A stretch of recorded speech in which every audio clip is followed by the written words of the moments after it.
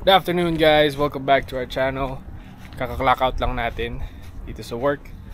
And different motovlog to gagawin natin. Something new. Pupunta tayo sa motor natin today. And kaya ako sinasabing something new to kasi hindi nyo pa nakita yung motor na gagamitin ko today. Natin na ba yung makita? Okay, here it is. So BMW R1200 RT. Ito yung motor ni Kuya JR. So ito yung gamit natin today kasi siya ang gumagamit ng Multistrada. Kasi gusto niyang matesting. So tingnan natin kung ano bang feeling ng motor na to. Parang ang laki sa harap, di ba? May bandang harap na lang tayo dumaan. So makikita nyo rin yung work ko, dadaanan natin. Ayan yung mga kotse namin sa work.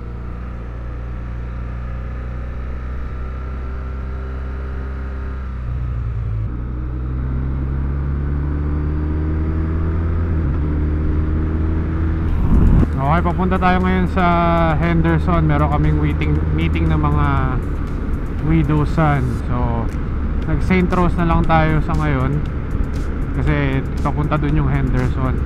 Kasi mag freeway pa tayo, mata-traffic tayo. So far okay naman siya. Masarap din siyang i-turn. Yung pick up ng power niya parang hindi kasing aggressive na Multistrada natin. Yung mas suabe lang siya.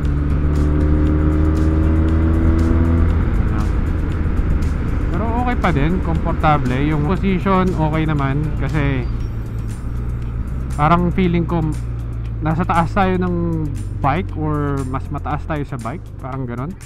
Kasi yung feeling ng sa Multistrada kasi para akong nakalubog, para akong nasa loob ng bike. Kasi mataas yung tangke ng Multi, yung dashboard niya almost ka-level ko na. Pero ito, lahat nasa baba, mas mababa sa atin. So pag nakasakay ka na dito sa motor na to, hindi na siya ganun kalaki yung feeling. Kasi pag tinitignan mo, pagka nasa labas ka ng pag hindi ka nakasakay, parang ang laki, di ba? Ang bulky. Pero pag sinakyan mo na, okay din siya. At siya dito, tapos palapad sa harap. Tapos yung mga speedo niya, RPM, clear naman. Kitang kita lahat. Meron siya speaker, oh. So pwede kang mag sounds dito. Ano pala to eh, pang party people. Problema lang, hindi ko alam paano buksan ang headlight nito guys. Sana automatic na lang na mag-on. Although yung clear water niya maliwanag naman, so sana enough na yun. Medyo mainit. Hindi, okay siya, oh. Masarap din siyang ilin. Parang sumusunod din sa gusto mo talaga. Muna akala ko parang ano eh, parang mahirap siyang, parang mukhang mahirap siyang ilin kasi nga 'di ba, laki. So okay din. Saka yun, no, nakita ko meron siyang ano, PSI, meron siyang TPMS. So makikita dito sa dashboard niya yung tire pressure. Magandang ano yun ah, magandang feature yun ah. Lalo na pag naglo-long ride ka, 'di ba? Updated ka. So takbuhan natin ngayon 60 miles per hour, 5th gear. Suabing suabe. You know, meron din naman siyang, pag piniga mo, meron naman siyang bibigay sa'yo eh. Ang weird, naghahanap ako ng side mirror na naka-attach sa handlebar pang isa Multi natin. Pero ang side mirror kasi nito, ayun oh, nasa baba, kabila. Parang doon ka patingin instead na nandito sa taas. Tapos yung sitting position nito, super upright siya. Malapad yung upuan. Hindi ko lang alam kung anong comfort nito after mga 2 or 3 hours na pag-ride. I'm sure masakit yun. Tingin ko naman kahit anong upuan, pag ganun ka nakatagal nag-ride, medyo nararamdaman mo na yun. Siguro unless yung mga ano, no, yung mga Harley, yung mga pang long range talaga, yung parang sofa na yung upuan nila. Akala ba niya pulis tayo? Fun fact, ito yung mga ginagamit ng pulis dito sa amin. Ganitong motor. So yung mga iba, mga naka-Harley pa din, lalo na yung Metro. Pero yung Henderson, North Las Vegas, ganyan, ganito na yung gamit. Puti din, pinagkaiba lang wala tayong ilaw. Kaya yung mga tao, pag nakikita tayo side mirror, bumabagal sa harap natin.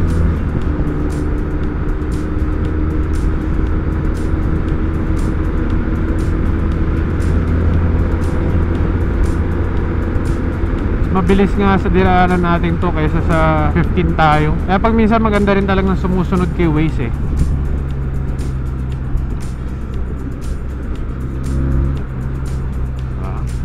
Sarap siyang ilin. Hindi ko sure kung napanood nyo na yung mga video sa YouTube, yung mga ganitong klaseng motor, yung mga nagaano, para silang may course sa parking lot, parang autocross ba, pero motorcycle version. Galing nilang control yung motor. Nakita mo, napaka-aggressive nila mag-turn, mag-lean. Dumating tayo dun sa point na ganun. Meeting natin sa 6:16 na pala. Anong oras arrival natin? 6:27. Oh, not bad. Hindi ko alam kung sinetap niya to para sa pag nakamalaking boot siya. Pag nag-upshift ako, kailangan yung buong pa ako umaangat na gano'n. Hindi ko siya masungkit kasi malayo. Tapos pag magda-downshift naman, naangat ko rin ulit, parang napakakangong gano'n. Hindi siya masungkit. Siguro inayos niya to para pag naka-boot siya, malaking boots. Oh, diba? Ito nyo yun, tumatabi sila guys.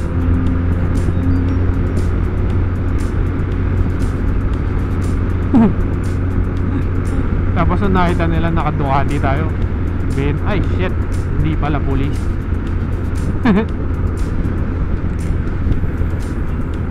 Lakas pa busina na ito. Oh, ha? Air horn. Ayan, tingnan natin, diretsin natin to, Lake Mead Parkway. Tingnan natin gaano kalayo itong ginawa natin to.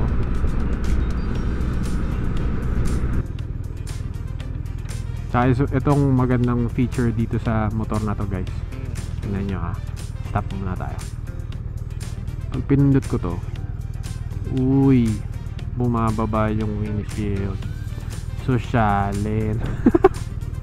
Okay, tapos na yung meeting natin sa Widosan. Gearing up na tayo to go home. So, ride ko pa rin tong BMW ni Kuya JR. Gamit niya yung multistrada natin. So far, good tong motor na to. Very easy siya. Komportable naman.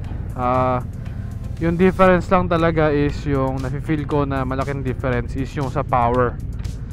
Nasanay tayo na aggressive power nung Ducati. Pero kung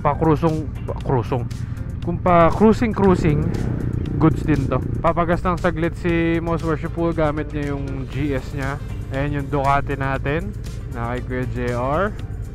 Hi! Ito si Kuya Richard, Africa Adventure Boy. Pagas lang and then pauwi na tayo. So meron din siyang handlebar heat, seat heat, diba? May audio, galing, may speaker guys. Tsaka settings din, oh, yung suspension settings siguro to. Ikaw mag-isa with luggage, may angkas ka. Dito lang tayo sa ano ba to? Ganyan, isa lang. Itong mga to, hindi ko alam kung ano to eh. SRC, mode, mem. May mga compartment pa siya dito. Tapos yung cable niya ng phone. Tapos dito siguro yung ano, navigation, kung meron ka navi. Okay, tapos na mag-gas si Mouse. Meron pa siyang lalagyan ng paa dito. Takbuhang 80 tayo, steady 80. Medyo swabe talaga siya. Siguro ito ang advantage ng mga ganitong BMW. Comfort, okay siya kasi lahat ng acceleration, pick up ng speed, medyo smooth siya. Mabagal na mag-pick up.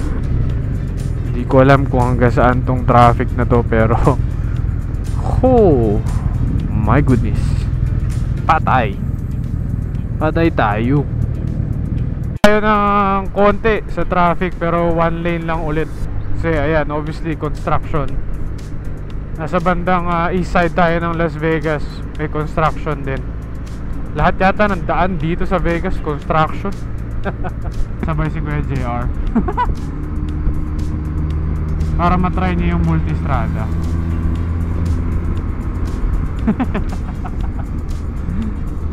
Sabi ko kasi kanina, inapakan mo ba? Binilisan mo? Sabi niya, hindi.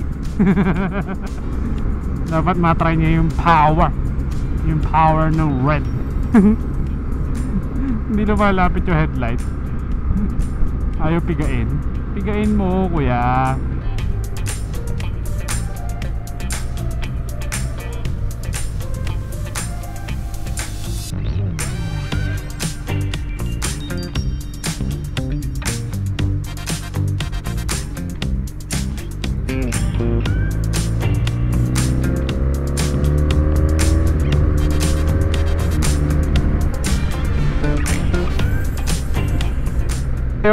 Construction pa din. Lahat talaga part ng Vegas. Alam nyo guys, pag pumasyal kayo dito sa Vegas, kailangan nyo magpa-picture sa mga ganyan eh. Kasi sabi nga ni Mike Bomack, yan ang state flower ng Nevada eh. Yan o, yung mga orange cone na yan, orange pole. Kung merong cherry blossom ba yun? Cherry blossom sa Japan? Yan, kami meron, orange cone. Okay, bahay na tayo. Napasok na ni Kuya JR yung Multistrada. You know? Bagay na bagay. So itong sa atin hindi pa naka low suspension yan. Yung kay Mike Bomack naka low suspension na. Abot naman ni Kuya JR. So sir, kamusta po ang test ride nyo? Okay naman. Pwede na. Okay, let me see. There you go. That's the Widow-san chapter, the new chapter, Craftsman.